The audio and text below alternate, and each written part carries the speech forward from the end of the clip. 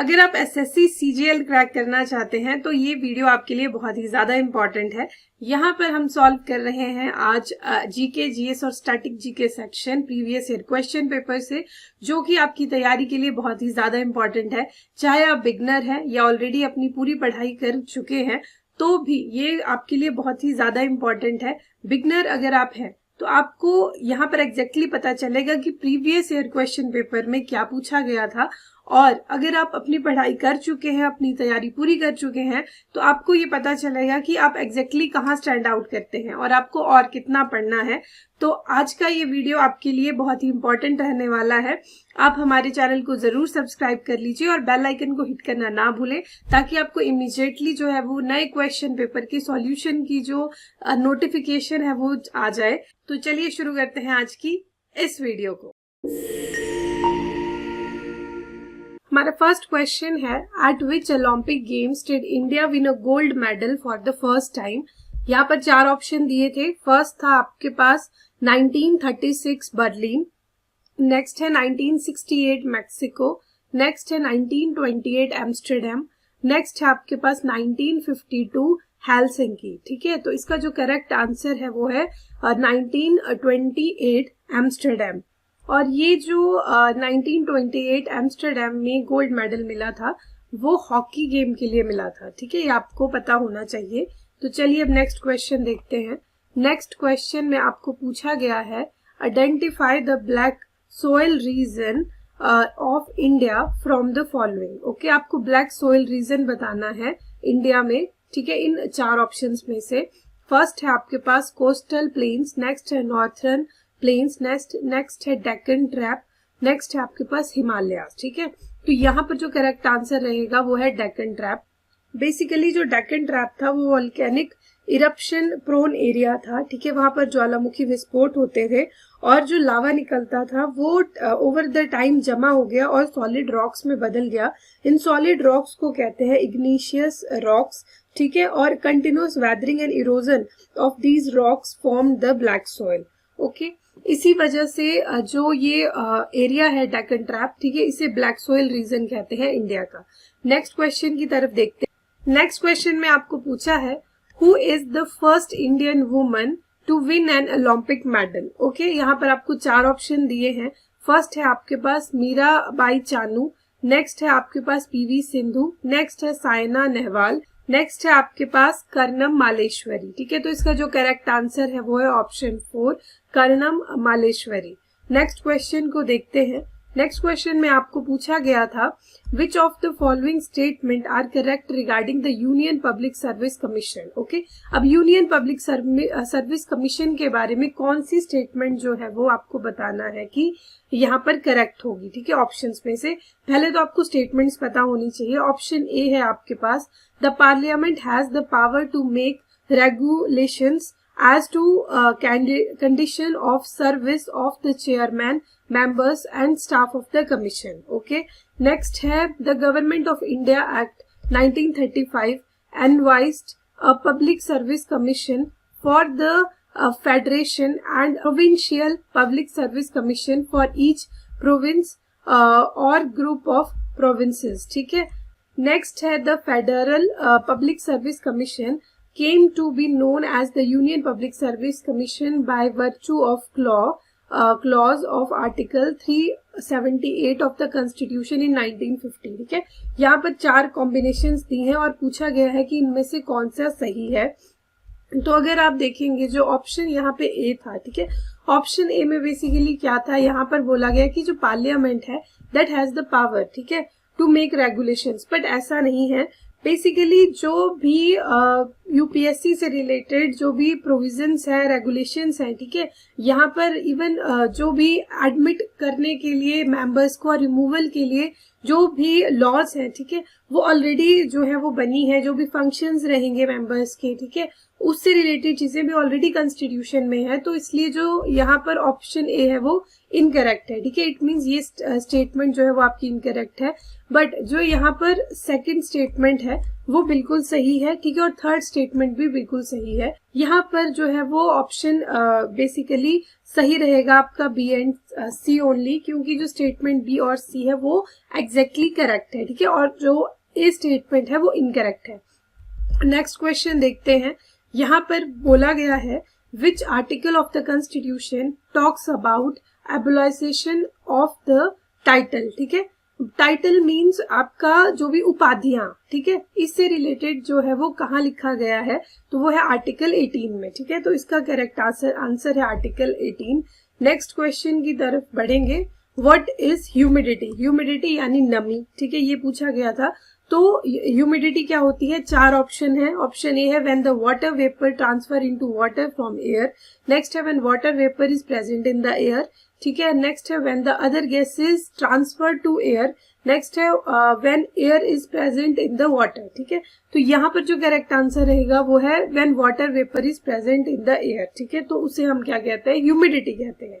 Next question है आपके पास, the authority of which country denied the permission to land the ship Komagata Maru carrying Indians, ठीक है। तो बेसिकली ये जो एक शिप थी वो 1914 में चली थी भारत से कनाडा की तरफ, और इसमें बेसिकली 376 यात्री जो थे वो प्रेजेंट थे, और मोस्टली उसमें से सिख थे, ठीक है, जो कि एक बेटर लाइफ की एक आशा लेकर जो है वो कनाडा जा रहे थे। बट हुआ वहां पे क्या कि जो कनाडा की वहां पे गवर्नमेंट थी उन्होंने वहां पर मना कर दी, सिटीजन्स को उतारने के लिए जो परमिशन थी वो वहां पर नहीं दी। तो इसलिए जो करेक्ट आंसर है वो है यहाँ पे कनाडा। नेक्स्ट क्वेश्चन की तरफ देखते हैं। यहाँ पर पूछा गया था during which festival is garba performed, ठीक है। यहाँ पर 4 ऑप्शन है। फर्स्ट है आपके पास पोंगल, नेक्स्ट है नवरात्रि, नेक्स्ट दिवाली, नेक्स्ट है बिहू। तो बेसिकली जो आपके पास गरबा होता है वो गुजरात का फोक डांस है और वो नवरात्रि में परफॉर्म किया जाता है, ठीक है।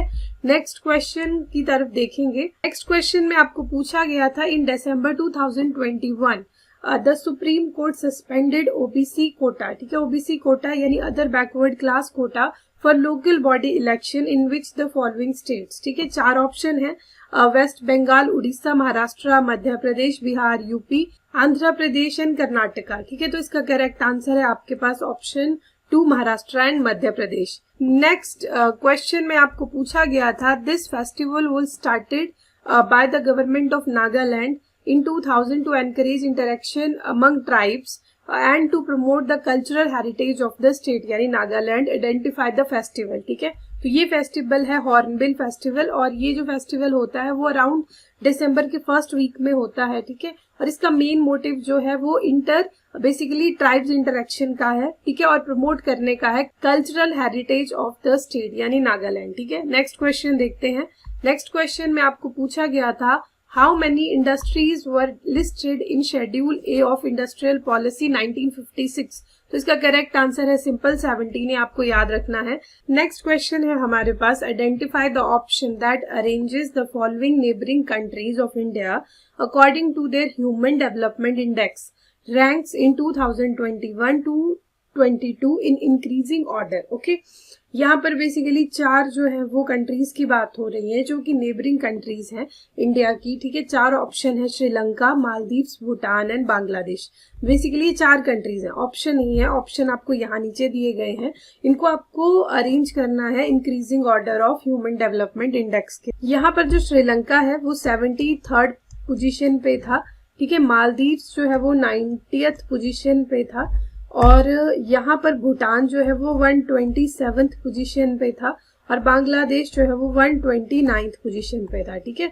तो जो ऑर्डर रहेगा वो इसी फॉर्म में इंक्रीजिंग रहेगा ABCD, जो एज इट इज दिया है Sri Lanka, Maldives, Bhutan and then Bangladesh, okay. Next question है आपके पास Asansol, Howrah, Malda and Sealdah division come under which railway zone of India, ठीक है।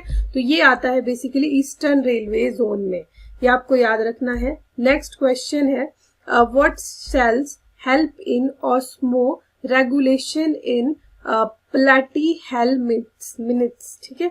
प्लैटीहेल्मिनट्स में जो है वो ऑस्मो रेगुलेशन के लिए कौन से सेल हेल्पफुल होते हैं? बेसिकली ऑस्मो रेगुलेशन मतलब ऑस्मोटिक प्रेशर, जो ऑस्मोटिक प्रेशर होता है, ठीक है। ऑस्मोटिक प्रेशर की रेगुलेशन से रिलेटेड है ये। और इसकी जो रेगुलेशन होती है बेसिकली वो फ्लूइड्स में, मतलब ऑर्गन के फ्लूइड्स में, और वो होती है regulation by balancing the water and salt. So इस केस में जो करेक्ट आंसर रहेगा वो है फ्लेम सेल्स। नेक्स्ट क्वेश्चन देखते हैं। नेक्स्ट क्वेश्चन में आपको पूछा गया था who become the first woman officer to join army aviation corps as combat aviator after the successful completion of training in May 2022। तो इसका करेक्ट आंसर है कैप्टन अभिलाषा बर्राक, ये आपको याद रखना है। नेक्स्ट क्वेश्चन था, इस एग्जाम में पूछा गया था Malik Ambar was resisted Mughal in Deccan was an able administrator of which state. ठीक है, जो मलिक अंबर थे वो बहुत ही एक कुशल और सक्षम जो है वो एडमिनिस्ट्रेटर थे। ठीक है, और उन्होंने मुगल को रेजिस्ट किया था डेक्कन में आने से। ठीक है, यहाँ पर 4 ऑप्शन दिए गए हैं। ठीक है, और इसका जो करेक्ट आंसर है वो है अहमद नगर से। ठीक है, नेक्स्ट क्वेश्चन है Who among the following is associated with the musical instrument सुर बहार। ठीक है, म्यूजिकल इंस्ट्रूमेंट सुर बहार से जो है वो कौन से यहाँ पर ऑप्शन में से कौन से एसोसिएटेड है, तो इसका करेक्ट आंसर है अन्नपूर्णा देवी। ठीक है, नेक्स्ट क्वेश्चन देखते हैं। नेक्स्ट क्वेश्चन है president Ramnath Kovind conferred which award on मथा बी मजमा फॉर जोगती नृत्य इन 2021। तो इसका करेक्ट आंसर है पद्मश्री दिया गया था। ठीक है, नेक्स्ट क्वेश्चन है who among the following sports person was awarded with Chhattisgarh Veerni award 2021। ठीक है, 4 ऑप्शन है शिखर धवन, ठीक है, बजरंग पुनिया, दुती चंद और नेक्स्ट है पीवी संधू। तो इसका करेक्ट आंसर है दुती चंद, ये आपको याद रखना है।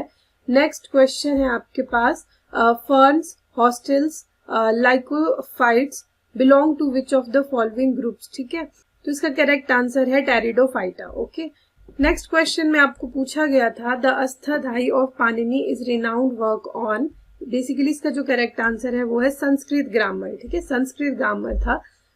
नेक्स्ट क्वेश्चन में आपको पूछा गया है सरफेस टेंशन से रिलेटेड क्वेश्चन। तो यहाँ पर पूछा है which of the following statement is not correct about surface tension.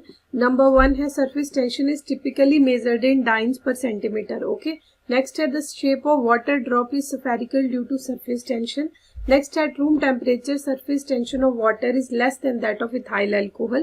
Next, cohesive forces between liquid molecule are responsible for phenomenon known as surface tension. तो यहाँ पर क्या है, देखो ये स्टेटमेंट तो ठीक है। ठीक है, surface tension is typically measured in dyne centimetre, ये तो सही है। ठीक है, नेक्स्ट है shape of the water drop is spherical due to surface tension, बहुत ही फेमस स्टेटमेंट है, तो ये भी सही है। नेक्स्ट है आपके पास at room temperature surface tension of water is less than ethyl alcohol, ये रॉन्ग है। ठीक है, जो सरफेस टेंशन होती है एट रूम टेम्परेचर की वो वाटर की ज्यादा होती है। ठीक है, इथाइल अल्कोहल से।